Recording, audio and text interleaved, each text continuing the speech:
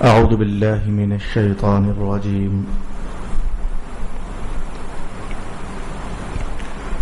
بسم الله الرحمن الرحيم. واصبر نفسك مع الذين يدعون ربهم بالغداة والعشي يريدون وجهه ولا تعد عيناك عنهم تريد زينة الحياة الدنيا ولا تطع من أغفلنا قلبه عن ذكرنا واتبع هواه وكان أمره فرطا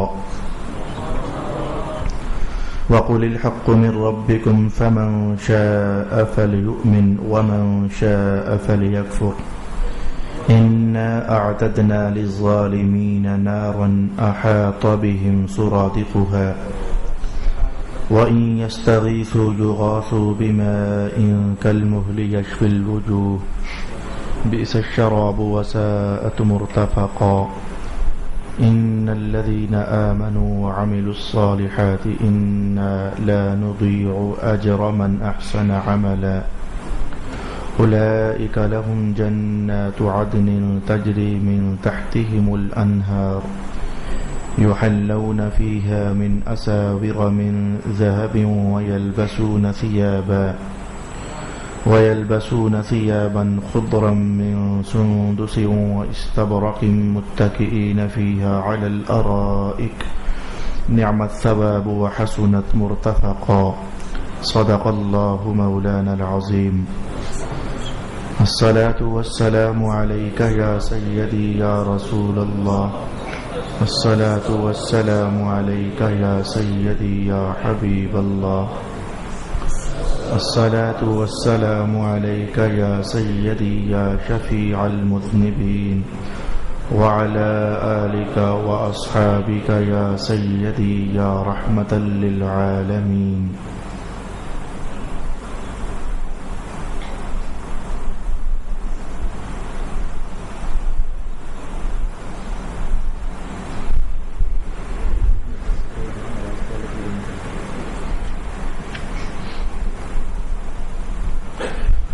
اور آپ اپنے آپ کو ان لوگوں کے ساتھ لازم رکھیں جو صبح اور شام اپنے رب کی رضا چاہتے ہوئے اس کی عبادت کرتے ہیں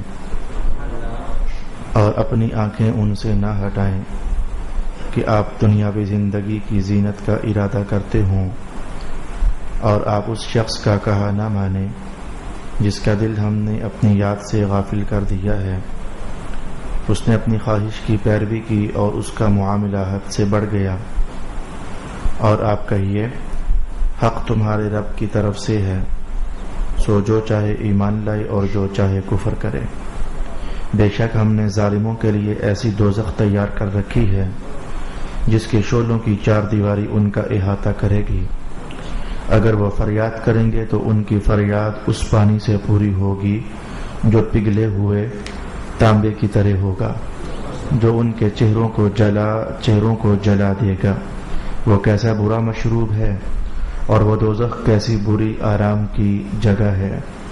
بے شک جو لوگ ایمان لائے اور انہوں نے نیک کام کیے، یقیناً ہم ان لوگوں کا اجر ضائع نہیں کرتے جنہوں نے نیک کام کیے ہوں. ان کے لیے دائمی جنتیں ہیں جن کے نیچے سے دریا بہتے ہیں. انہیں وہاں سونے کے کنگن پہنائے جائیں گے. وہ وہاں ریشم کے ہلکے اور دبیز سبز کپڑے پہنیں گے اور وہ وہاں مسندوں پر تکیے لگائے ہوئے ہوں گے. کیسا اچھا اجر ہے اور وہ جنت کیسی اچھی آرام کی جگہ ہے. صدق اللہ مولانا العظیم. تلاوت کردہ پہلی آیت مبارکہ کو سمجھنے کے لیے ہماری ترتیب کچھ ایسی ہوگی کہ آیت شریفہ میں رسول پاک علیہ الصلاۃ والسلام کی ذات اقدس کے ساتھ تعلق رکھتا ہوا کون سا عنوان بیان کیا گیا. نمبر 1 پر ہم یہ سماعت کریں گے. نمبر 2 پر آج ہم یہ چیز بھی دیکھنا چاہیں گے. ایک زمانہ گزر گیا آپ کو مجھ سے یہ بات سنتے سنتے، بلکہ مجھ سے کیا قرآن حکیم سے اور حدیث شریف سے یہ بات سنتے سنتے کہ اللہ تعالی نے سرمایہ داروں کی بڑی مذمت کی ہے. دولت مندی کی بڑی مذمت فرمائی ہے، غربت کو بڑی عزت سے دیکھا گیا ہے اور فقر کو بڑے احترام کی نظر سے مذہب نے دیکھا ہے۔ تو آج ہم یہ چیز دیکھیں گے کہ سرمایہ داری کیا بری چیز ہے یا وجہ درمیان میں کوئی اور ہے، غربت کیا اچھی چیز ہے یا پھر وجہ درمیان میں کوئی اور ہے۔ یعنی جو مذمت ہوئی کیا وہ دولت مندی کی مذمت ہوئی یا مذمت اس لیے ہوئی کہ دولت مندی بری چیز نہیں بلکہ بری چیز درمیان میں کوئی اور ہے۔ غربت اور فقر اور مسکنت اور عجز کی جو عزت مذہب نے کی تو کیا اس لیے کہ یہ بندہ غریب ہے اس لیے اس کی عزت ہوئی، جو عزت بھی آج ہم سیکھیں گے، یا یہ کہ غربت وجہ نہیں ہے عزت کی بلکہ عزت کے لیے معیار کوئی اور شے ہے۔ آیت نمبر 2 پر ہم یہ چیز دیکھنا چاہیں گے اور پہلی ہی آیت کے زیر اثر نمبر 3 پر ہم یہ چیز دیکھیں گے کہ رسول پاک علیہ الصلوۃ والسلام نے غربت کے متعلق اور افلاس کے متعلق اور فقر کے متعلق اپنی تعلیمات میں کیا کیا روشنیاں ارشاد فرمائی ہیں۔ نمبر 3 پر آج ہم پہلی آیت کے زیر اثر یہ عنوان سیکھنا چاہیں گے۔ تو آئیے ہم پہلے عنوان کی طرف پڑھتے ہیں۔ اللہ تعالی نے ارشاد فرمایا وَاصْبِرْ نَفْسَكَ مَعَ الَّذِينَ يَدْعُونَ رَبَّهُمْ بِالْغَدَاةِ وَالْعَشِيِّ، آپ اپنے آپ کو روک لیجئے، لازم کر لیجئے ان لوگوں کے ساتھ اے ہمارے پیارے حبیب جو صبح و شام اپنے اللہ کی رضامندی کی خاطر عبادت میں لگے رہتے ہیں۔ حضرت ابو ہریرہ رضی اللہ تعالی عنہ کا بیان اس وقت ہمارے لیے سیکھنا اور سننا ہمارے سبق کو کافی سارا آسان کر دے گا۔ آپ ارشاد فرماتے ہیں میں ابو ہریرہ ان لوگوں میں سے تھا جنہیں اللہ نے صفہ پر بیٹھ کر تو رسول پاک علیہ السلام سے تعلیم لینے کا شرف عطا فرمایا تھا، جن کو ہم اصحاب صفہ کہتے ہیں۔ صفہ عربی زبان میں چبوترے کو کہا جاتا ہے، ہماری پنجابی میں ہم کہتے ہیں کوئی تھڑا بنا ہوا ہے تو زمین سے فٹ 1.5 فٹ یا 2 فٹ اونچا، تو اس تھڑے کو عربی زبان میں صفہ کہا جاتا ہے۔ تو رسول پاک علیہ الصلوۃ والسلام کے زمانہ اقدس میں کچھ صحابہ ایسے تھے جو قرب و جوار سے بھی آئے ہوئے تھے اور دور دراز سے بھی آئے ہوئے تھے، تو انہوں نے اپنے آپ کو، میں یوں کہوں تو غلط نہ ہوگا، وقف کر لیا تھا کہ ہم نے سرکار دو عالم صلی اللہ علیہ وآلہ وسلم کے فرمانات کو محفوظ کرنا ہے، حضور کی باتوں کو ہم نے یاد کرنا ہے۔ رسول اللہ علیہ السلام صبح و شام جو نور پاشی فرماتے ہیں ہم نے اس نور کی کرنوں کو اپنی زندگیوں میں محفوظ کرنے کا اقدام اور اہتمام کرنا ہے۔ لہذا وہ فجر سے لے کر ظہر تک، ظہر سے لے کر عصر تک اور پھر عصر سے لے کر مغرب تک اور مغرب سے لے کر پھر عشاء تک اور عشاء سے لے کر پھر ساری رات تک اور پھر صبح ہو جاتی اور یوں پھر کئی صبحیں ہو جاتی اور کئی شامیں گزر جاتی، کئی ہفتے مہینے اور سال یوں گزر جاتے۔ اب میں اس تصویر پر حضرت ابو ہریرہ رضی اللہ تعالی عنہ کا بیان آپ کے سامنے لانے لگا ہوں۔ آپ فرماتے ہیں ان میں سے ایک میں بھی تھا، اصحاب صفہ میں سے ایک میں بھی تھا۔ ویسے تھوڑا سا جان لیجئے تاکہ آئندہ ہمیں آسانی ہو جائے کہ اصحاب صفہ جب 24 گھنٹے مسلسل اسی کام میں لگے ہوئے تھے، للہیت، رسولیت، مذہبیت، دینیت، حدیثیت، قرآنیت، جب ان کا مسلسل عنوان اور شعار زندگی یہ بنا ہوا تھا تو لا محالہ سی بات ہے وہ کمانے کے لیے باہر نہیں نکلتے تھے، وہ رزق کی دوڑ میں نہیں لگتے تھے اور وہ دکانوں پر جا کر نہیں بیٹھا کرتے تھے اور وہ مال اور دولت کی طلب کے لیے اوروں کی مزدوریاں نہیں کیا کرتے تھے، تو ان کی روٹی پانی کا پھر بندوبست کیا ہوا کرتا تھا۔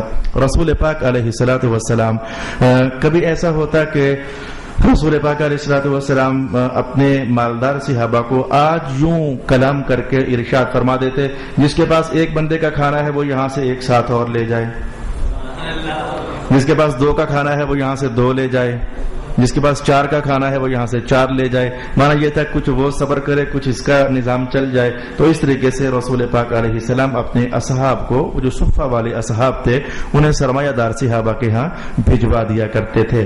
بلکہ حضرت ابو ہریرہ فرماتے ہیں کہ بعض اوقات ایسا ہوتا کہ وقت ہی گزر جاتا اور کافی ہی وقت گزر جاتا، نہ حضور ہمیں کسی کے ساتھ بھجواتے۔ ہمارے کھانے کا دوسرا ذریعہ یہ ہوا کرتا تھا کہ کوئی شخص رسول پاک علیہ السلام کو تحفہ پیش کرتا، کبھی دودھ کا، کبھی حلوے کا، کبھی کھجوروں کا، تو رسول پاک علیہ السلام پھر وہ ایسا ہوتا کہ ہم سب کو بلا لیتے، وہ بھلے وہ پیالہ بھر دودھ ہوتا، لیکن میں ابو ہریرہ نے خود دیکھا ہے کہ وہ پیالہ دودھ 300 اصحاب صفہ کو کافی ہو جایا کرتا تھا۔ ایک بار تو آپ نے خود فرمایا کہ مجھے بھوک کے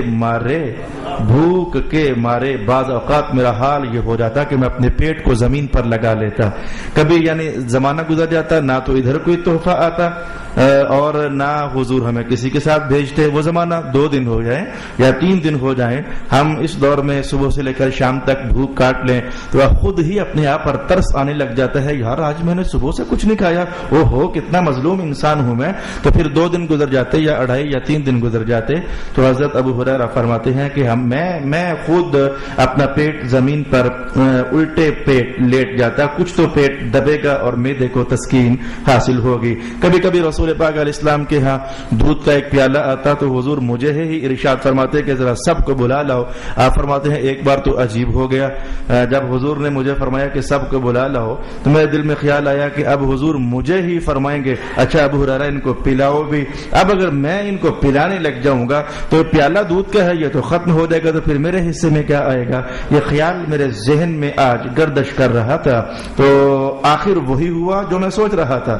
حضور نے فرمایا ابو ہریرہ بلاؤ اور ان کو پلاؤ۔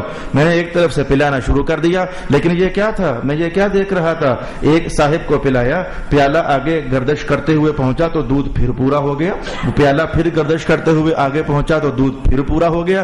جب سب فارغ ہو گئے تو حضور رحمت عالم نے بھی ایک مخصوص نظر سے مجھے دیکھا، میں بھی حضور رحمت عالم کو اسی بس شرمائی ہوئی نظر سے دیکھ رہا تھا، جیسے کہا جا رہا ہو کہ اچھا تیرا خیال تھا کہ میرے حصے میں کیا بچے گا، جیسے کچھ ایسا کہا جا رہا ہو۔ تو بس حضور نے فرمایا پی، میں نے اب جو میرے حصے میں آیا تو خوب جی بھر کر پیا، تو پیالہ منہ سے ہٹایا تو ارشاد ہوا نہیں اور پی، میں یہ سوچا تھا نا کہ بھئی میرے حصے میں کیا بچے گا، میں نے اور پیا، پھر میں نے جو پیالہ ہٹایا تو حضور نے فرمایا کہ نہیں ابھی اور پی، میں نے تھوڑا سا اور پیا، تو جب اب کے حضور نے فرمایا نا کہ ابو ہریرہ نہیں ذرا اور پی، میں نے کہا حضور اب نہیں پیا جاتا ہے، اب تو بہت زیادہ میں نے دودھ پی لیا ہے۔ یہ میں نے اصحاب صفہ کے مختصر حالات میں سے چند روشنیاں آپ کے سامنے لائیں۔ اب سنیے، حضرت ابو ہریرہ فرماتے ہیں کہ دن ہوتا تو صحابہ جو کاروباری تھے وہ اپنی دکانوں پر چلے جاتے، کاروبار کے لیے بڑھ جاتے، اور میں ابو ہریرہ مسجد نبوی کے پلر کے ساتھ جو کہ اس زمانے میں کھجور کے تنوں پر مشتمل ہوا کرتے تھے، پلر کے ساتھ میں ٹیک لگا کر کھڑا ہو جاتا، اور کل سارا دن رسول پاک علیہ السلام نے جو کچھ فرمایا ہوتا میں اسے ٹیک لگا کر پڑھتا رہتا۔ قال رسول اللہ صلی اللہ علیہ وسلم، قال رسول اللہ صلی اللہ علیہ وسلم، میں سارا دن اس طرح گزر جاتا، رات ہوتی تو میں پھر وہ ٹیک لگا کر کے تو قال رسول اللہ قال رسول اللہ قال رسول اللہ یاد کرتا رہتا۔ میں ادھر یاد کرتا ادھر مجھے حدیثیں بھول جاتی، میرے ساتھ یہ بھی ایک تماشا تھا، ادھر میں حدیثیں سارا دن یاد کرتا تو ادھر مجھے حدیثیں پھر بھول جاتی۔ ایک دن میں نے سرکار دو عالم صلی اللہ علیہ وسلم کے دربار اقدس میں حاضر ہو کر کے تو میں نے اپنی یہ روداد پیش کر ہی دی، میرے حضور میں آپ کے کلام کو یاد کرتا ہوں اور میرا ذہن جو ہے وہ اسے بھلا دیتا ہے، تو کرم نوازی ہو جائے۔ حضور رحمت عالم نے فرمایا کہ اپنی چادر بچھا دو، میں نے اپنی چادر بچھائی، نہ جانے مجھے نہ لگا پتا کہ حضور نے کیا ڈالا، بس کچھ ایسے سا کیا، اپنے دونوں ہاتھوں کو ملایا اور ملا کر کے میری چادر میں ایسے ڈال دیا اور فرمایا کہ بس سمیٹ لے۔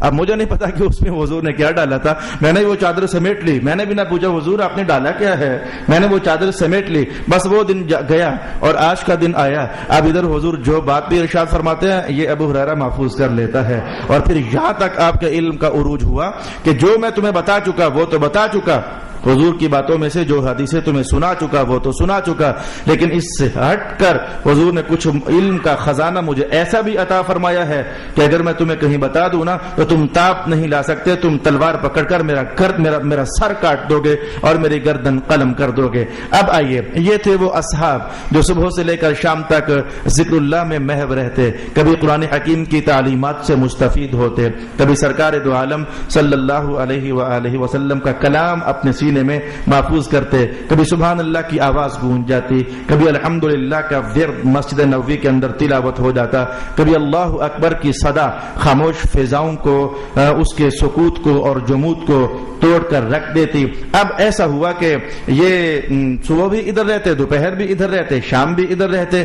تو رسول پاک علیہ السلام کے دربار میں چونکہ وفد آیا کرتے تھے مختلف علاقہ جات سے, تو کبھی اقرا بن حابس آ جاتا, کبھی یہ مکہ کے سردار آ جاتے, کبھی عیینہ آ جاتا. تو یہ مختلف اردا گرد کے قبیلوں کے جو سردار ہوا کرتے تھے تو یہ سردار آ جاتے. اب اس بیڑا غرق ہو جائے اس دولت مندی کا, یہ خود ہی انسان کو ایک سٹیٹس دے دیتی ہے کہ بس تجھے زندگی اس درجے میں رہ کر گزارنی ہے. اب آئندہ کبھی وہ سٹیٹس پورا ہوتا نظر نہ آئے. میں گجر خان کی تاریخ کے جملے کہہ دوں تو مشکل تو نہیں ہوگا. کئی لوگ ایسے ہیں جن کے بیٹے جوان ہو گئے لیکن ان کا سٹیٹس کوئی لڑکی پسند نہیں ہونے دے رہا اور وہ بیٹے گھروں میں بیٹھے ہوئے ہیں. کچھ لوگ ایسے ہیں جن کی بیٹیاں جوان ہو گئیں لیکن وہ اپنا سٹیٹس قائم کر چکے ہیں کہ ایسا لڑکا ہوگا تو شادی کریں گے ورنہ ہم شادی نہیں کریں گے. اس سٹیٹس کا ستیہ ناز ہو جائے. رسول پاک علیہ السلام نے کتنا خوبصورت سٹیٹس دیا تھا, مومن بھرے مشرق کا ہو یا مغرب کا, میں محمد نے تو انہیں بھائی بھائی بنا ہی دیا ہوا ہے نا. یہ سارے بھائی ہیں اور کوئی اونچا نہیں ہے, کوئی نیچا نہیں ہے, کوئی کالا کوئی گورا, کسی پر کوئی فوقیت نہیں ہے. اگر فوقیت ہے تو اس بنیاد پر ہے کہ اللہ کے حضور زیادہ جھکنے والا کون ہے, اطاعت اور تقوی کرنا اختیار کرنے والا کون ہے. اگر انسانوں کا سٹیٹس ہے تو میں کہوں گا کہ مذہب نے بھی تو ایک سٹیٹس قائم کیا ہے, ایک عزت کا, ایک رتبے کا, ایک آبرو مندی کا اور ایک قرب کا. کیا ارشاد نہ ہوا ہے ان اکرمکم عند اللہ اتقاکم, تمہارے سٹیٹس ادھر کے ہیں لیکن اللہ نے معیار یہ دیا ہے جو تم میں سے میرے محمد کے زیادہ قریب ہو جائے گا اللہ اس کا مقام زیادہ قریب فرما دے گا. تو مذہب نے بھی یہ سٹیٹس قائم کیا. اچھا تو میں جو بات آپ سے, وہ سرداران جب حضور کی خدمت میں آتے, ہمارا سبق یہاں سے اب سٹارٹ لینا چاہ رہا ہے, پہلے بھی سبق ہی تھا. اب وہ آ کر کے دو رنگ برنگی غلط ملت باتیں کہتے, وہ آ کر کہتے کہ یا محمد اب آپ دیکھیں نا کہ ہم تو سردار لوگ ہیں اور ہمارا ایک معاشرے کے اندر مقام ہے, لوگ ہمارے سامنے آ کر سلامیاں پیش کرتے ہیں, ہمارے سامنے جھکتے ہیں اور اپنی زندگیوں میں ہم سے رہنمائی لیتے ہیں. اب اگر ہم آپ کے پاس آئیں تو یہ جو آپ کے سامنے یہ ٹوٹے ٹوٹے جوتوں والے بیٹھے ہوتے ہیں اور یہ پھٹے پھٹے کپڑوں والے بیٹھے ہوتے ہیں اور یہ میلے میلے بالوں والے بیٹھے ہوتے ہیں, تو اب آپ کیا ہم سرداروں کو ان کے ساتھ بٹھائیں گے؟ آپ کیا ہم سرداروں کو ان کے ساتھ بٹھائیں گے؟ یقین جانے ہم اسلام قبول کرنا چاہتے ہیں لیکن ہم جب ان کو, اب ان کے الفاظ بڑے گندے الفاظ تھے, میں وہ کہتے ہوئے شرم آتی ہے, یعنی ان کے الفاظ میں گویا کہ وہ یوں بھی کہہ دیتے کہ ان گھٹیا لوگوں کو اگر آپ اپنے پاس بٹھائے رکھیں گے تو پھر ہمارا دل نہیں کرتا آپ کے پاس بیٹھنے کو. ہاں ایک صورت بن سکتی ہے کہ ہم اسلام قبول کر لیں گے, وہ یہ ہے کہ ان غریبوں کو یہاں سے اٹھا دیں. کم از کم جب ہم آیا کریں تو ہمارے سامنے آپ ان سے ملاقات نہ کیا کریں, ان کو ہٹا دیا کریں اور اپنے محفل سے برخاست کر دیا کریں تاکہ ہم ملے تو اپنے سٹیٹس کے حساب سے آپ سے ملاقات کریں. اب رسول پاک علیہ الصلوۃ والسلام کی دور رس نظر, حضور رحمت عالم کی ہرس بھری نظر, رسول پاک علیہ السلام کی رحمت بھری طبیعت جو کہ چاہتی تھی, حضور نے خود ایک بار ارشاد فرمایا تھا کہ میری مثال ایسے ہی ہے کہ جیسے کوئی بندہ آگ جلا کر تو اس میں کودنا چاہے تو میں اسے نیفے سے پکڑ کر, اسے میں پنجابی کا لفظ بول رہا ہوں جلدی سمجھ آ جائے, میں اسے نیفے سے پکڑ کر پیچھے کھینچ رہا ہوں کہ مت جا ادھر, مت جا ادھر, مت جا ادھر, تیری لگائی ہوئی آگ تجھے جلا کر کے تو بھسم کر دے گی. تو میری مثال بس ایسے ہی ہے, لوگ آگ میں بھاگ رہے ہیں اور میں پیچھے سے نیفے سے پکڑ کر تو انہیں کھینچ رہا ہوں. میں چاہتا ہوں کہ آگ سے بچ ہی جائیں, میں چاہتا ہوں کہ آگ سے بچ ہی جائیں. اللہ اکبر. حدیث کے الفاظ یاد سن لو, رسول پاک علیہ السلام نے ارشاد فرمایا کہ دوزخ کی آگ کو بجھا لو اگرچہ کھجور کا ایک ٹکڑا دے کر. یعنی کھجوروں کے ٹکڑے تقسیم کرنے پر بھی رسول پاک علیہ السلام نوید جافیزہ سنا دیا کرتے تھے. اگر کسی نے ایک پھانک بھی صدقہ کی ہے نا, یہ بھی دوزخ کی آگ ٹھنڈا کرنے کے لیے انشاءاللہ اللہ تعالیٰ کافی فرما دے گا. اب جب انہوں نے اس طرح کی بات کی تو رسول پاک علیہ السلام پر رحمت کا غلبہ, حضور رحمت عالم پر حرص ایمان کا غلبہ, تو آپ ان خیالوں میں اب سوچ و بچار کرنے لگ گئے کہ اگر میں تھوڑی دیر کے لیے ان غریب صحابہ کو اٹھا دوں تو یہ ایمان قبول کر لیں تو پھر اس کے بعد ان کی جب تربیت ہو جائے گی، پھر انہیں سمجھ آ جائے گی کہ غریب اور امیر میں کوئی فرق نہیں ہوتا، تو پھر یہ سارے برابر ہو جائیں گے۔ تو اگر میں تھوڑی سی یہ پالیسی اختیار کر لوں حکمت بھری، تو کیا خیال ہے آپس میں ہی رسول اللہ علیہ السلام ان خیالوں میں ابھی سوچ و بچار کر رہے تھے، فیصلہ بھی نہیں ہوا تھا کہ میں ان کو اٹھاؤں یا نہ اٹھاؤں، فیصلہ نہیں ہوا تھا، ابھی وہ اٹھائے نہیں گئے تھے، رسول اللہ سوچ و بچار کر رہے تھے، جیسے کہ میں نے آپ کی خدمت میں بیان کر دیا۔ ابھی سوچ و بچار ہو رہی تھی تو مولا کائنات نے قرآن نازل کر دیا اور فرمایا کہ محبوب واصبر نفسک مع الذین، یہ صبح بھی مجھے یاد کریں، شام بھی مجھے یاد کریں، دوپہر بھی مجھے یاد کریں، اور میری رضامندی کی خاطر مجھے یاد کریں، آپ کے آستانہ کرم پر یہ بیٹھے رہیں، آپ کے آستانہ رحمت سے یہ بھیک اور خیرات لیتے رہیں، تو ان کو ہٹا دیں، ان سرداروں کی خاطر، ان سرمایہ داروں کی خاطر، ان مالداروں کی خاطر جو ابھی ایمان لائے بھی نہیں ہیں۔ آپ تو اپنی رحمت والی نظر سے دیکھنا چاہتے ہیں نا کہ شاید یہ ایمان لے آئیں، لیکن ہم رب ہیں، ہم خدا ہیں، ہم تو ان کے اندر کی کہانیاں بھی جانتے ہیں۔ اگر آپ نے یہ حسن رحمت بھی کر لیا نا، یہ تو پھر بھی ایمان لانے والے نہیں ہیں، یہ تو اندر باہر سے نکھٹو ہیں، ظالم ہیں، ضدی ہیں، ہٹ دھرم ہیں، یہ تو ایسے ہی لفنگے بازیاں کر رہے ہیں، یہ تو بہانے بازیاں کر رہے ہیں۔ چلیں انہیں محفل سے اٹھا دیا جائے، ہم ملاقات تو ذرا عزت آبرو سے کریں گے نا۔ تو رب کائنات نے کہا محبوب جو آپ نے سوچا وہ اچھا ہے، برا نہیں ہے، لیکن جو آپ نتیجے کی سوچ رہے ہیں کہ یہ ایمان لے آئیں گے، ہم آپ کو ابھی بتا دیتے ہیں یہ ایمان والے نہیں ہیں۔ زینت الحیات الدنیا، یہ تو دنیا کی زینت ہے، یہ دنیا کا سرمایہ ہے، لہذا ہم جو جانتے ہیں کہ یہ ایمان لانے والے نہیں ہیں، آپ ہٹائیں انہیں، آپ بھگائیں انہیں، آپ دربار سے اٹھائیں انہیں، اور جو صبح و شام رب رب محمد محمد کرنے والے ہیں، آسمان والا خدا کہتا ہے انہیں اپنے دربار سے اٹھانا بھی نہیں ہے۔ وَاصْبِرْ نَفْسَكَ مَعَ الَّذِينَ يَدْعُونَ رَبَّهُمْ بِالْغَدَاةِ وَالْعَشِيِّ يُرِيدُونَ وَجْهَهُ، جو تو چاہتے ہیں کہ اللہ خوش ہو جائے، جن کی طلب ہے کہ اللہ راضی ہو جائے، آپ انہیں بس وَلَا تَعْدُ عَيْنَاكَ عَنْهُمْ، صرف اتنا ہی نہیں کہ جہاں یہ ہوں آپ ادھر جائیں، اللہ اکبر، جدھر یہ ہوں آپ ادھر بیٹھیں، آپ ان سے لازم ہو جائیں، ان کو اٹھائیں مت، صرف اتنا ہی نہیں بلکہ یہ وَلَا تَعْدُ عَيْنَاكَ عَنْهُمْ، آپ انہیں نظروں سے بھی نہ ہٹائیں نا، آپ انہیں نظروں میں رکھیں، نظروں کی شفقتیں انہیں نوازتے رہیں، نظروں کی مہربانیوں سے ان کے دلوں کو سہارے دیتے رہیں، ساری کائنات ان کے لیے آپ کی نظر ہی تو ہے، یہ آپ کی نظر ہی کے سہارے تو جی رہے ہیں۔ مجھے خود وہ الفاظ یاد ہیں، اصحاب صفہ 300 سے زائد اصحاب تھے، ہر صاحب اپنی اپنی رنگ برنگی کہانی بتاتا ہے۔ کوئی یوں کہتا جب دل بہت ہی اداس ہو جاتا تو رات ہوتی تو میں تو چپ کر کے اٹھتا اس صفے سے، اور میں چپ کر کے حضور کے دروازے کی دہلیز اور چوکھٹ پر اپنا سر رکھ کر لیٹ جایا کرتا تھا، اور میں حضور کی دہلیز پر سر رکھ کر لیٹ جایا کرتا تھا۔ اصحاب صفہ میں سے ایک تو یہ بھی کہتے ہیں کہ آج میں نے جب حضور کی چوکھٹ پر سر رکھا تو اندر سے آواز آ رہی تھی، اندر سے آواز آ رہی تھی، اور آواز آتی گئی آتی گئی آتی گئی آتی گئی، صبح ہو گئی، وہ آواز آتی ہے تو صبح ہو گئی، وہ آواز تھی کیا؟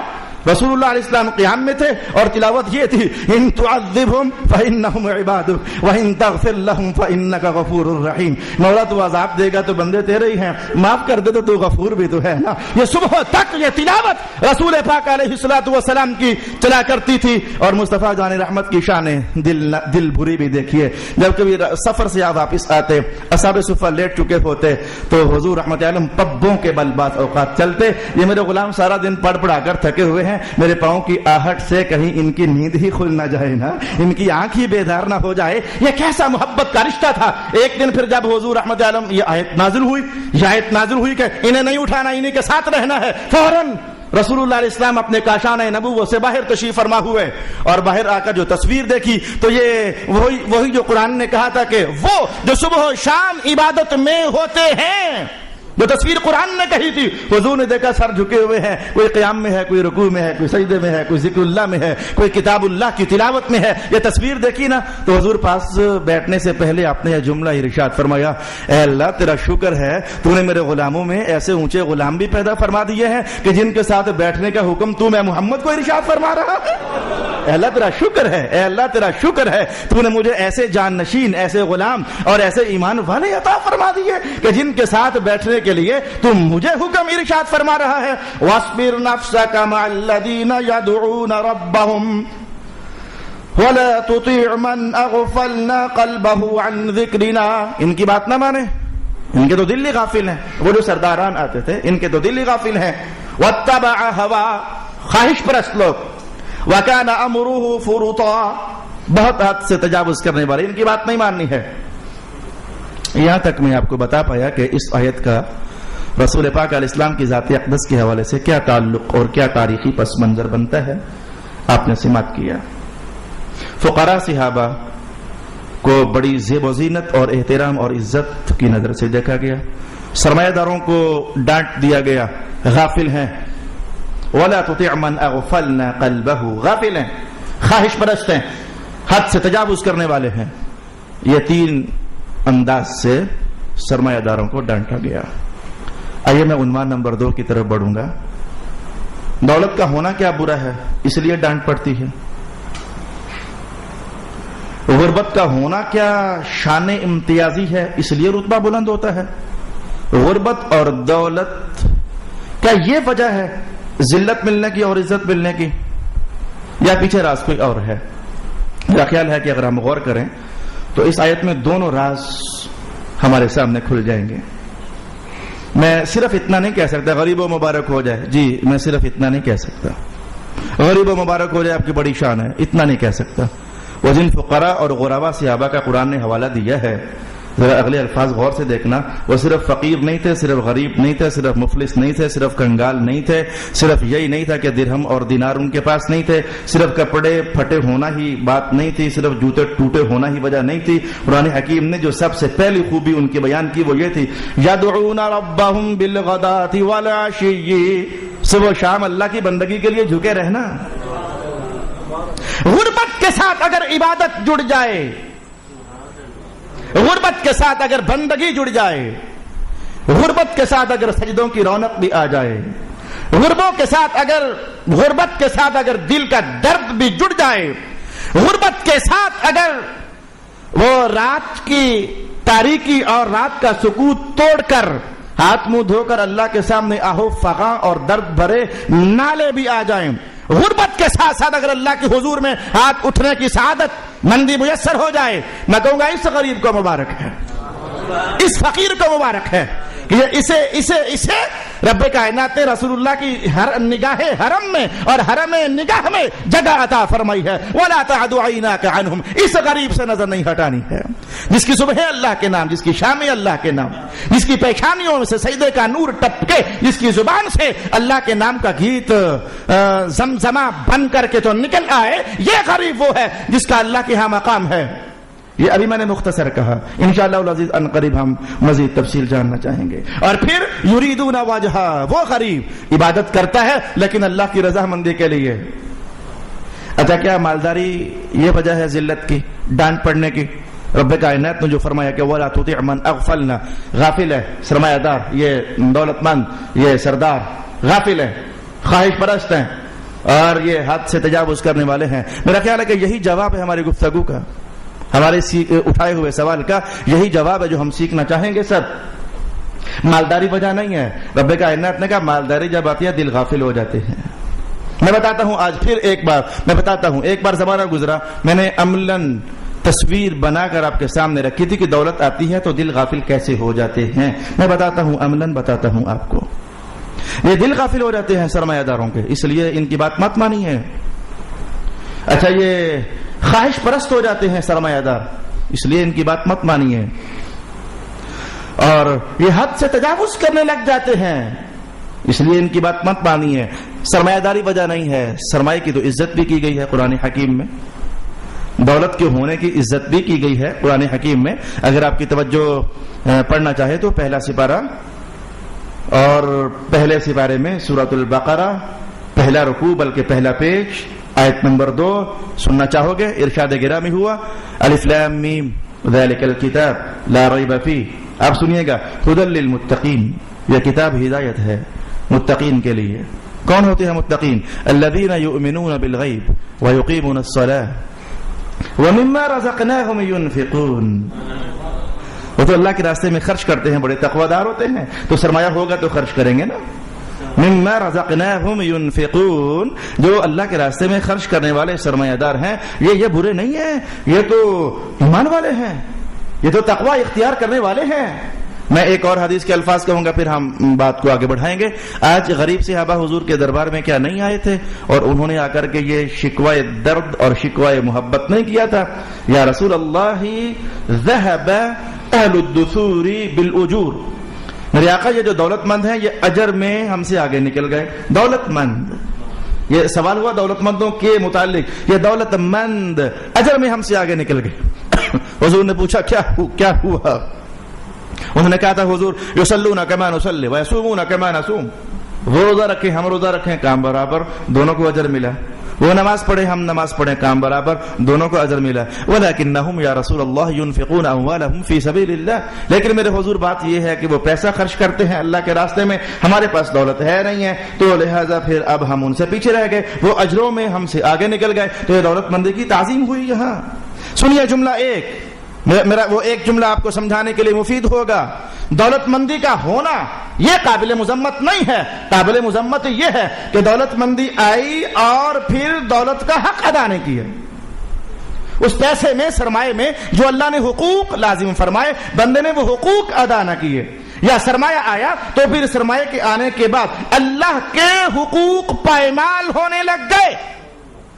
اس پر کیا مثال دوں گا آپ کو؟ ایک شخص رسول اللہ کے دربار میں حاضر، یا رسول اللہ دعا فرمائے اللہ مجھے مال عطا فرمائے۔ حضور نے فرمایا جس حال میں ہے رہ اچھا رہے گا۔ چلا گیا، پھر آ گیا کسی وقت ڈال کر، حضور دعا فرمائے اللہ مجھے مال عطا فرمائے۔ میں کہہ رہا ہوں جس حال میں ہے رہ اچھا رہے گا۔ اٹھ کر چلا گیا۔ تیسری بار جب پھر آیا، حضور نے سنا کہ میں نے تجھے سمجھایا ہے لیکن تو رکا نہیں ہے، اچھا یہ لو ہم دعا کر دیتے ہیں اللہ اس کو مال دے۔ ایک بکری سے کام شروع ہوا، بڑھ گیا 10 تک پہنچا، 100 بکریاں۔ 5 نمازوں میں مسجد نبوی میں آیا کرتا تھا، 5 نمازوں میں، جمعہ میں بھی شریک ہوا کرتا تھا۔ اب بکریاں بڑھتے دعا تھی حضور کی اے اللہ دے دے مال، تو مال ہے ہی کیا کہ جو اللہ پھر دے نا۔ تو بکریاں بڑھ گئیں تو ہوا یہ کہ جس گلی سے وہ گزرتا تو لوگوں کے لیے گزرنے کی گنجائش نہ رہتی، بکریاں اتنی بڑھ گئیں۔ سنبھالنے کے چکر میں لگ گیا کہ یہ اتنی زیادہ ہے تو گم نہ ہو جائیں، کہیں آگے پیچھے نہ ہو جائیں، سنبھالنے کے چکر میں لگ گیا۔ وہ سنبھالنے کا چکر یوں ہو گیا کہ کبھی ظہر رہ گئی تو کبھی مغرب رہ گئی۔ کہاں 5 نمازوں میں رسول اللہ کے ساتھ پیچھے کھڑے ہو کر نماز پڑھا کرتا تھا، آج کبھی ظہر رہ گئی، کل عصر رہ گئی، پرسوں مغرب رہ گئی، کبھی فجر رہ گئی، کبھی پھر 2 رہنے لگ گئیں۔ اس نے سوچا یار یہ تو گلیاں تنگ ہو گئی ہیں تو مجھے باہر نکلنا چاہیے۔ امام سیوطی نے یہ حدیث نقل فرمائی، سورہ توبہ کے درس قرآن میں یہ بیان کر چکا ہوں، جہاں زکوٰۃ کے احکام آئے تھے وہاں یہ حدیث میں بیان کر چکا ہوں، لیکن آج میرے ٹاپک کا حصہ بن گئی تو ہلکا سا اشارہ، اس لیے میں نہ نام لے رہا ہوں نہ بہت ڈیٹیل بیان کر رہا ہوں، بھاگتے الفاظ کو ٹچ دے رہا ہوں۔ سوچا کہ میں پھر کیوں نہ جنگل میں ڈیرا لگا لوں، میری وجہ سے لوگوں کو تکلیف ہوتی ہے۔ اٹھ کر جا پہنچا جنگل میں، اب تو 3 نمازیں رہنے لگ گئیں۔ وقت آیا پھر کرتے 5 نمازیں بھی اس کی رہنے لگ گئیں۔ وقت آیا تو پھر کبھی تو جمعے پر آ جاتا تھا، لیکن اب جمعے پر بھی غیر حاضری اس کی ہونا شروع ہو گئی۔ کرتے سال پورا ہو گیا۔ رسول اللہ علیہ السلام نے حضرت عمر سے فرمایا جاؤ جا کر زکوٰۃ لے کر آؤ اس سے۔ ایک اس کا نام لیا، ایک اور بندے کا نام لیا، جاؤ جا کر زکوٰۃ لے کر آؤ۔ اب ظاہر ہے کہ جس بندے کے پاس 1 ارب روپیہ ہو سمجھنے کے لیے، اسے کہا 2.5 کروڑ نکال دے، اس کی جان نکل جاتی ہے۔ 2.5 کروڑ، ہائے 2.5 کروڑ اکٹھا ہی ہے اللہ۔ اب جس کے پاس 10,000 بکریاں ہوں اور اس میں سے بکریاں کوئی لگ بھگ چلو اتنی ہی کو بن جائیں 2.5-3 کروڑ روپے کی، اس کی تو جان نکل جائے۔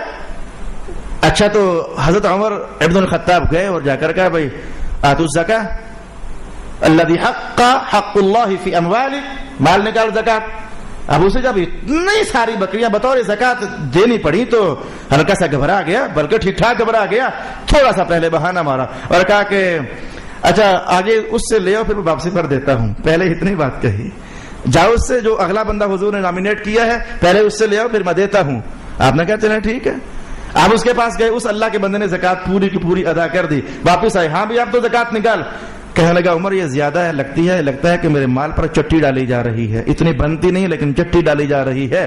آپ نے وہیں چھوڑا، واپس آ گئے رسول اللہ علیہ الصلوۃ والسلام کے دربار میں۔ بعد میں پھر وہ دولت لے کر آیا بھی تھا لیکن حکم ہو چکا تھا اب تیری دولت قبول نہیں ہے، بھاگ تھا یہاں سے،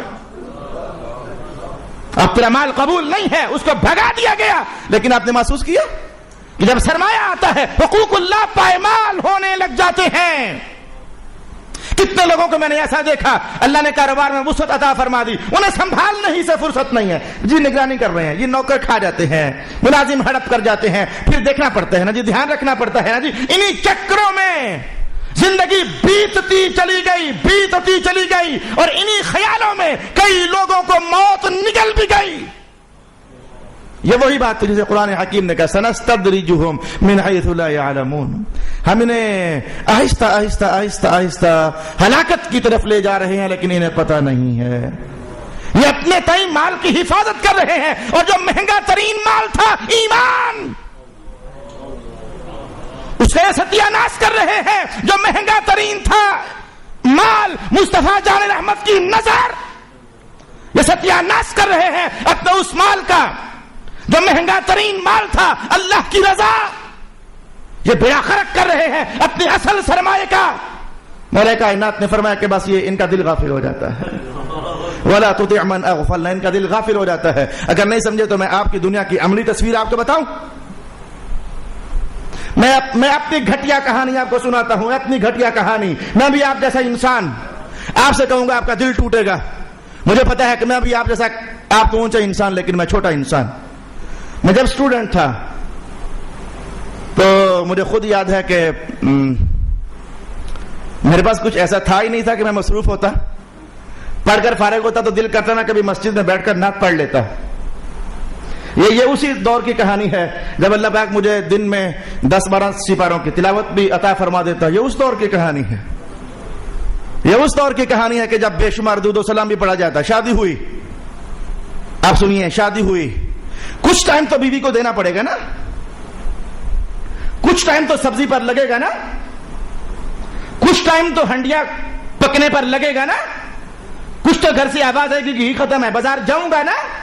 ایک مصروفیت بڑی، جتنا وقت ادھر کھپا اتنا عبادت سے ختم ہو گیا۔ وقت گزرا، رب کائنات نے مجھے کمپیوٹر دے دیا۔ یہ کہانیاں سب کی ہیں، میں دھکا ذرا اپنے آپ کو مار رہا ہوں، کہانیاں سب کی ہیں۔ کمپیوٹر دے دیا، اب کچھ تو ٹائم میں کمپیوٹر پر لگاؤں گا نا۔ اللہ رب العالمین نے موٹر سائیکل عطا فرما دی، کچھ تو اس کے دھونے پر، پیٹرول بھروانے پر، اس کی ٹیوننگ پر، اس کو چلانے پر کچھ ٹائم تو لگاؤں گا نا۔ بس 3 مثالیں کافی ہیں۔ جو نعمت آتی جاتی ہے بندہ ادھر کھپا چلا جاتا ہے۔ قرآن یہی تو کہتے ہیں وَلَا تُطِعْ مَنْ أَغْفَلْنَا، غافل ہوتا چلا جا رہا ہے، یہ غافل ہوتا چلا جا رہا ہے۔ یہ میں نے اپنے آپ کو آپ کے سامنے رکھا، آپ اپنے آپ کو اپنے سامنے رکھے میری جان۔ ہر بندہ اپنی تصویر اپنی زندگی کے آئینے میں دیکھ سکتا ہے۔ اللہ نے جو کچھ اسے دیا، جب یہ نہیں تھا تو اس کا یہ وقت کسی اچھے کھاتے لگا کرتا تھا، لیکن جو یہ نعمتیں بڑھتی چلی گئیں، غفلت چھاتی چلی گئی اور بندہ اللہ سے قرب کے مدارج سے گرتا چلا گیا۔ ارشاد گرامی ہوا وَلَا تُطِعْ مَنْ أَغْفَلْنَا، جب غفلت چھا جاتی ہے۔ آپ کو پتا ایک جراثیم کہیں پھنس جائے، ایک وائرس کہیں پھنس جائے تو یوں نہیں کہ کچھ عرصے کے بعد ختم ہوتا ہے، وائرس پھر اگلے وائرس کو جنم دیتا ہے، جرثومہ پھر اگلے جرثومے کو جنم دیتا ہے، وہ کرتے کرتے کیا کینسر نہیں بن جاتا ہے؟ یہ ہے ایمان کا کینسر، یہ دولت مندیاں یہ ایمان کا کینسر ہے، یہ مذہب اسلام کے لیے بندے کے وجود میں کینسر بن جاتے ہیں۔ آج ایک غفلت، کل ایک غفلت، کل پرسوں تیسری غفلت، پرسوں چوتھی غفلت، غفلتوں میں عبادت کی لذت گئی، سرور نہ رہا، بندہ سوچنے لگ جاتا ہے پڑھنے کا مزہ تو ہے نہیں، پھر کیا فائدہ پڑھنے کا۔ یہاں سے فارغ ہوا، اب جب نماز زندگی سے نکل گئی، بے اطمینانی، بے سکونی، ٹینشن لگی رہتی ہے، بندہ کہتا ہے کیسے ختم کروں، چلے 2 گھونٹ پی لیتے ہیں۔ یہ آپ کی کہانیاں ہیں میرے دوست، 2 گھونٹ پی لیتے ہیں یا گھنٹہ پر دیکھ ہی لیتے ہیں۔ میرا اشارہ شراب اور فلم کی طرف ہوا، یہاں سے دل بھر گیا تو نہ کوئی سکون نہیں ہوا، کسی قہبہ خانہ میں چکر لگا لیتے ہیں، کسی رنڈی کا ناچ دیکھ لیتے ہیں۔ ایک زمانہ وہ تھا، حدیث کے الفاظ مجھے کہاں یاد پڑ گئے، ایک زمانہ وہ تھا، یہ حدیث میں نے کہیں سنائی ہے، یہ کتاب الصلاۃ باب الاذکار بعد الصلاۃ، کہ وہاں یہ حدیث پاک پڑھی جا سکتی ہے، نماز کے بعد کون کون سے ذکر کرنے چاہیے وہاں یہ حدیث تلاوت کی جا سکتی ہے۔ رسول اللہ علیہ السلام نے فرمایا کہ نماز کے بعد 33 بار سبحان اللہ پڑھا کرو، 33 بار الحمدللہ پڑھا کرو، 34 بار اللہ اکبر پڑھا کرو۔ عمل شروع ہو گیا۔ ایک صحابی گھر جا کر آج لیٹے، خواب میں ایک فرشتہ آیا، آ کر کہنے لگا 33 بار پڑھتے ہو، 33 بار پڑھتے ہو، 34 بار پڑھتے ہو، 100 پورا کرتے ہو؟ کہا کرتے ہیں۔ کہنے لگا اچھا ایک میری رائے ہے۔ صحابی نے کہا رائے کیا ہے؟ کہا یہ کہ تم 33 بار نہ پڑھو بلکہ 25 بار پڑھو سبحان اللہ، 25 بار پڑھو الحمدللہ، 25 بار پڑھو اللہ اکبر، ہو گیا 75، 100 پورا کرنا ہے۔ 25 بار میری رائے ہے کہ پڑھ لو لا الہ الا اللہ، لا الہ الا اللہ۔ یہ سارا ذکر حضور کو پسند بہت تھا، تیسرا کلمہ یہیں سے تو بنا ہے، سبحان اللہ والحمدللہ ولا الہ الا اللہ واللہ اکبر۔ یہ مجموعہ ذکر حضور کا پسند تھا۔ فرشتے نے کہا کہ یہ 25 بار ڈال لو۔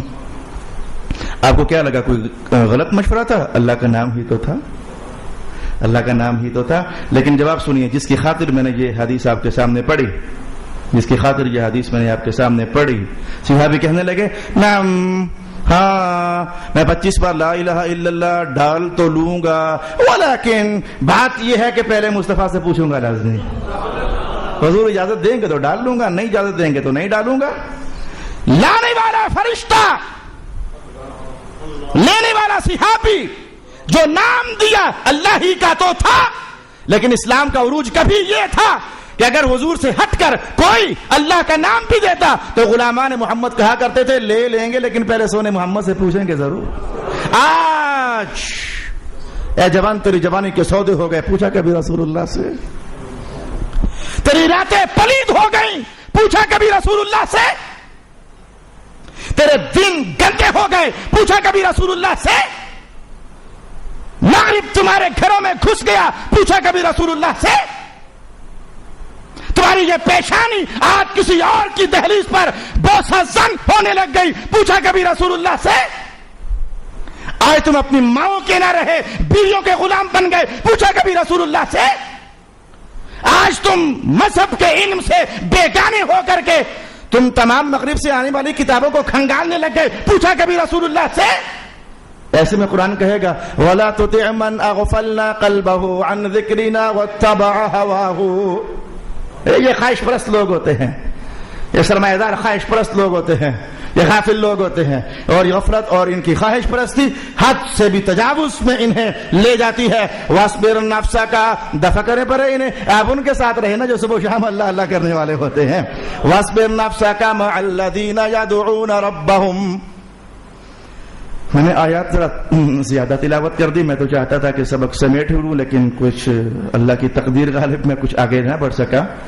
میں اگلی نشست میں اسی عنوان کو تھوڑا سا آگے لے جاؤں گا، اور جہاں تک تلاوت کی ہے وہاں تک پہنچنے کے بعد پھر انشاءاللہ العزیز اگلی نشست میں ہم سیکھنے کا اہتمام کریں گے۔ اللہ تعالیٰ میرا اور آپ کا حامی و ناصر، وآخر دعوانا ان الحمدللہ رب العالمین۔